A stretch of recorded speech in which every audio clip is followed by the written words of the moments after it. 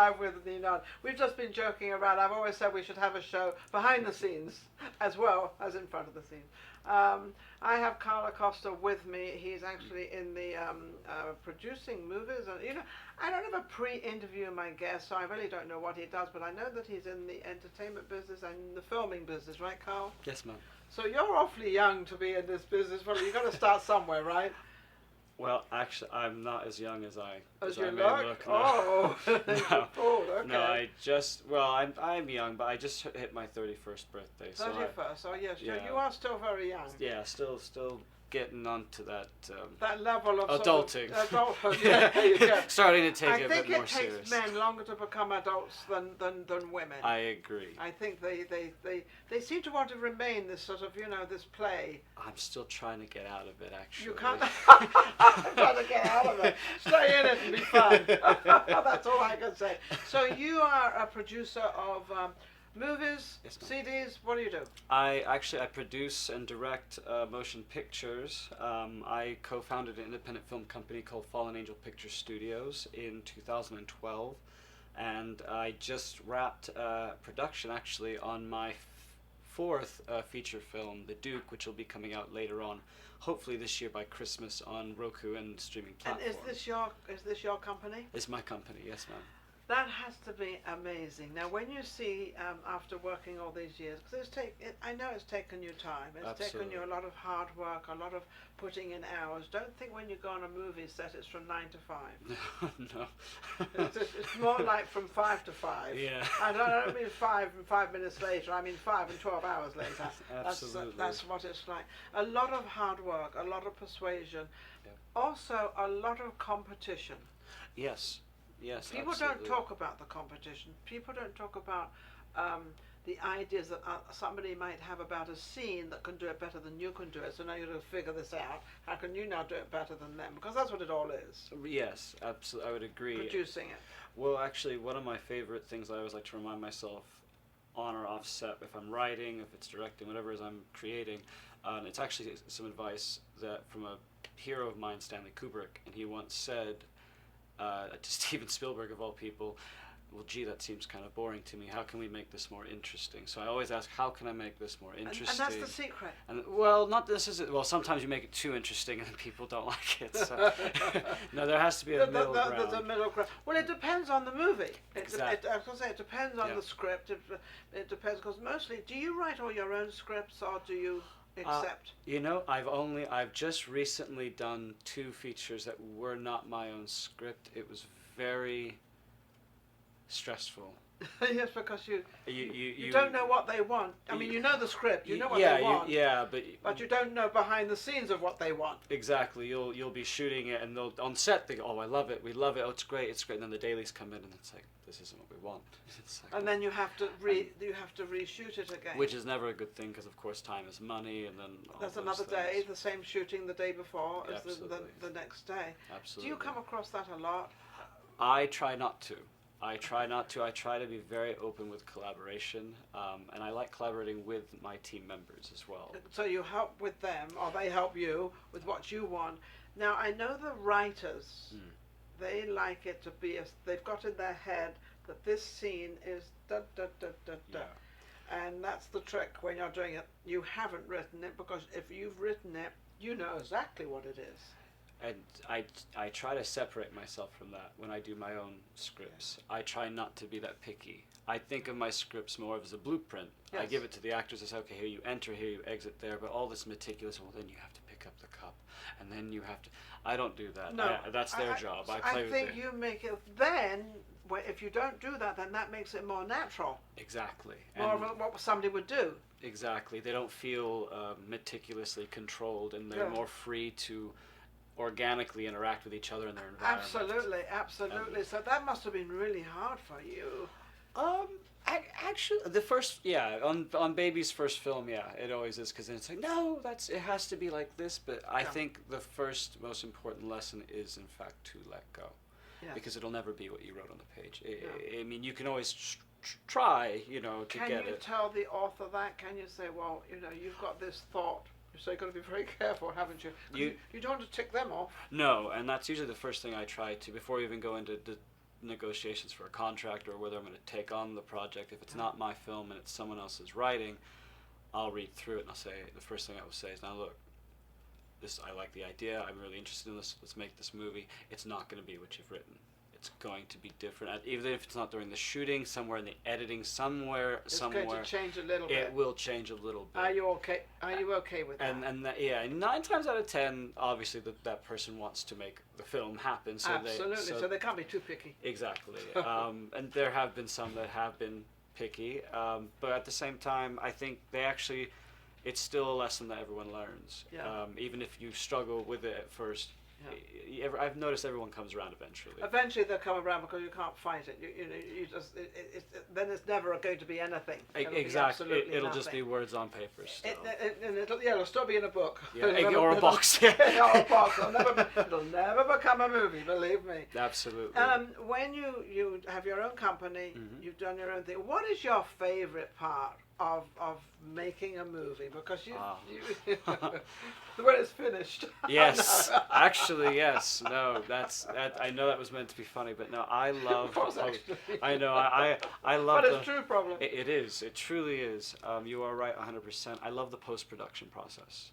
I like to play with the camera and of course, shoot. yes. Well, you like the whole process. Yeah, the whole process is wonderful, but being able. But the end. Yeah, the end is the best part because then I can sit there with all the pieces and it all comes together and it actually is together. Exactly, and then I have to bring in my other assistant editor that goes, okay, Kyle, let me chop this down to 2 hours because we can't have a 6-hour movie. That's we could have episodes on Netflix. And hourly episodes of the real thing. Well, no, I make that joke because the first film I did that was actually what I call professional was released in a theater. I was able to go through a festival circulation, all that good stuff. Was a film I did called Right Ways Down in 2017, and the runtime when we initially premiered it was 225 minutes with an intermission. And this is a small independent film. This is not millions of dollars. We made it for less than $5-6 grand. So everyone immediately goes, "Ooh, don't know if we're going to sit that long." But much to my surprise, they did. And it did well. They either liked you an awful lot. We thought it was going to be mostly. They liked the movie. And that was it. And most of my friends and family, I was in Ventura at the time, so no one could really come out, and we had maybe a weekend of advertising it and all that. Of course. And I expected, maybe 30, 40 people to show up, all of us, our friends and stuff. Yeah, of course. But we sold almost half the theater out. And it was a 300-seat theater, so I had like 150, 160 people. Okay. I was okay with that. Really, we actually started to do it, Have you reoccurred doing this? Are people starting to know your name? That's weird and surreal, because I am not famous at all. Now he's on my show. Of course now he's definitely famous. Hello. Oh, cheers. Yeah, we're putting him out there. Get you out there, Carl. Well, I should say I'm not on. Oh, you'll be up there. Oh, well, you will be. You will be. Thank you. Yep. Right. No, cheers on that, and I hope to be. But no, you're right. People have started to notice my name a little bit more, and I've been approached and things, and I've been actually very lucky enough to have a few wonderful friends who've put me in the right direction and helped me get, introduced me to the right people. Have you ever thought that maybe you're doing it right and maybe people like what you do, and you're a very serious person? Yes, ma'am. And you're very dedicated to what you do, and you're not going to stop until you do it right. No. That's the I don't know you from Adam. I don't know this Carl from Adam, but this is what I pick up from you. I pick up from you that you don't get angry with anybody, but you want it this way, and you want it, come on, let's all get together, Yes, ma'am. Is that how you are? And I am, but sometimes I try to remind myself that, maybe I don't have all the best ideas. So sometimes when someone comes up to me on a set and they have an idea, say, Kyle, can I talk to you? I'm always willing to listen, because sometimes they might say something. Because that's why they like you. That's exactly why they like him, because you will listen.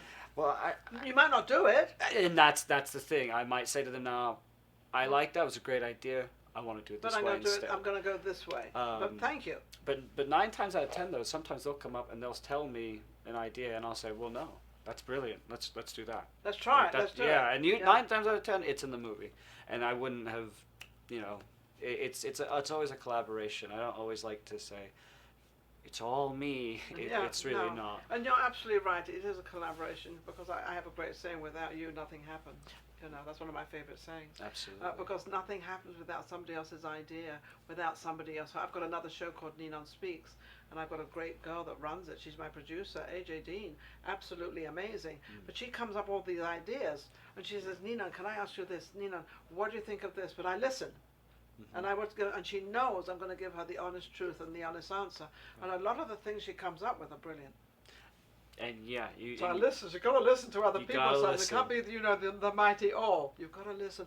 Do you find you probably have to listen more in making a movie, because it is a movie and different characters and different scenes and different people? Yes, actually, I think some of the biggest problems I've noticed that people have is that they're so wrapped up. And it is a lot. It's a lot. You have a lot of things going on. You're working in the electrical department, you've got camera department, you've got actors, you're trying to get everyone's trying to, make this happen. Yeah, and everyone needs their attention. So you're answering 500 questions every hour. Yeah. And I feel that sometimes you get so wrapped up in that, someone will come up and they'll, I don't have time for that, You should always have time. Always have time. Yeah, you should always have time. And if you don't have the time, you need to make the time. You need to drop some, or just reprioritize some things. Like if the guys are setting up the lights and you don't need to be standing there, and then there's 5 other people that have a question, trust the lighting guys. Let them do the thing. Come and check it later. Yeah. And then just kind of interject. Nothing's going to happen if I watch them, because I can't interfere with them. Otherwise, nothing will happen. Exactly. And 9 times out of 10, they don't want you there either. It's like, get out of here, Kyle. We'll make it look pretty. Go. So as a director, as you're a producer, you're a director, yes, do you ever do any acting in them? Do you ever put yourself in? I was an actor first, actually. Oh, really? I started in the theater first. I was a thespian at 15, worked in various different theater companies, and then I've always had the film bug. I've always wanted to do film. I just, at that level, I just thought, that's not gonna, I don't have that opportunity to me, so I did theater, and that opened up other doors. And theater opens up doors. Funny, I don't know why theater does. Theater gives you the stage presence, it gives you the projection, absolutely. It gives you the talking, it gives you how to move and how to act. I've never understood that, but they say once you've done stage, everything is so much easier. Absolutely. For the television. So. Well, what's weird is filmmaking. I've never experienced stage fright. Really? No. With a camera on my own set, and even if it's on someone else's set, I don't have any problem with stage fright.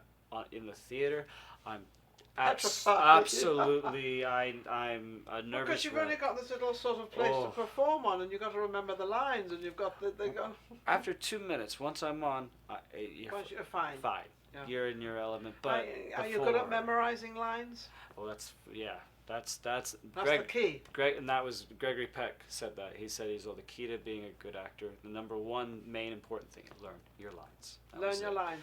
So you get on there, you know what you're doing.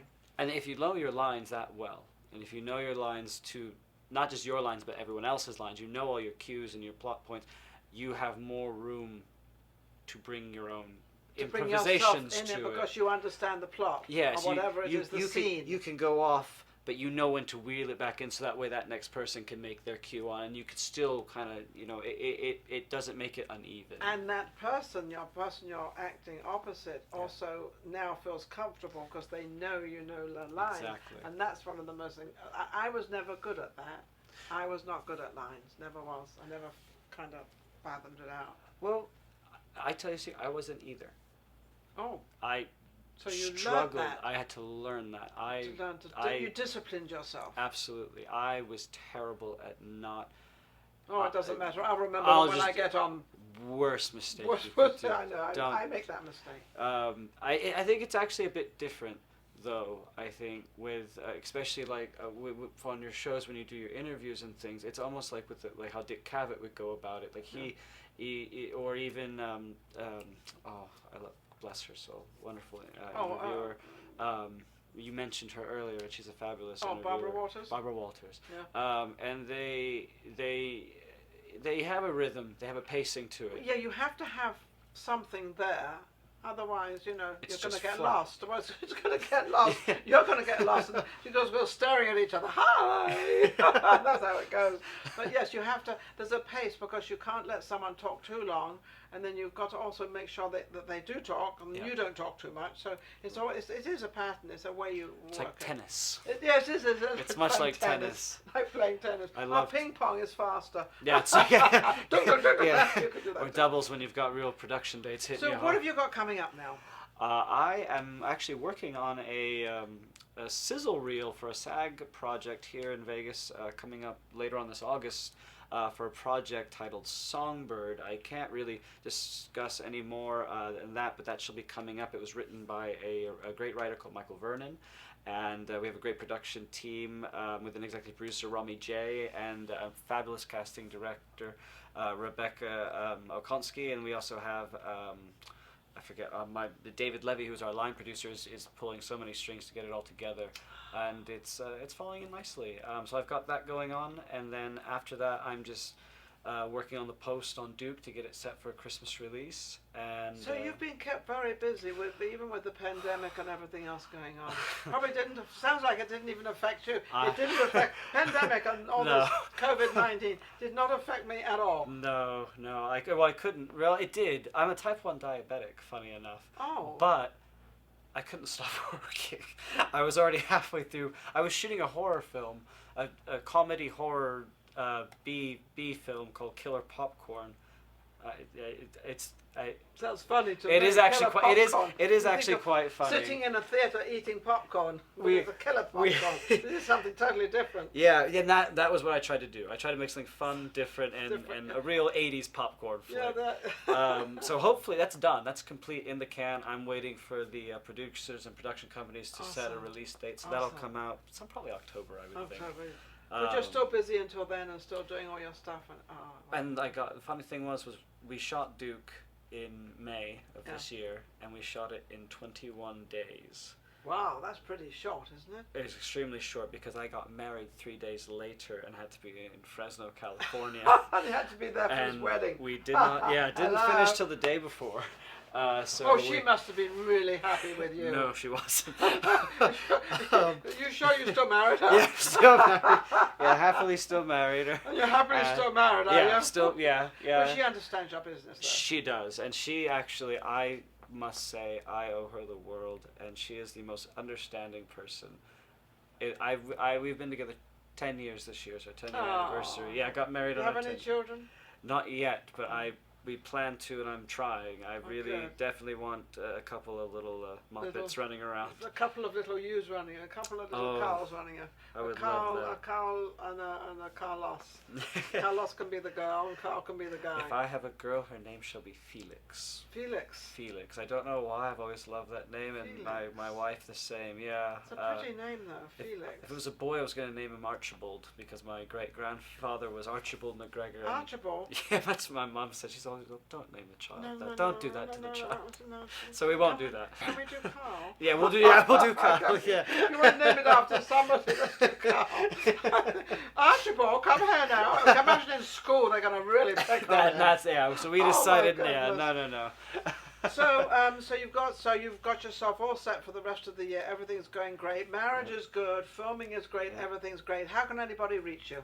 You can reach me at Fallen Angel Picture Studios at gmail.com. We also have our Facebook page at Fallen Angel Picture Studios, or you can follow me on Instagram at Kyle SW Acosta. And other than that, there'll be various, usually casting notices and things like that for when I have projects coming up, and I try to keep it, universal and nationwide, so that way it's not limited.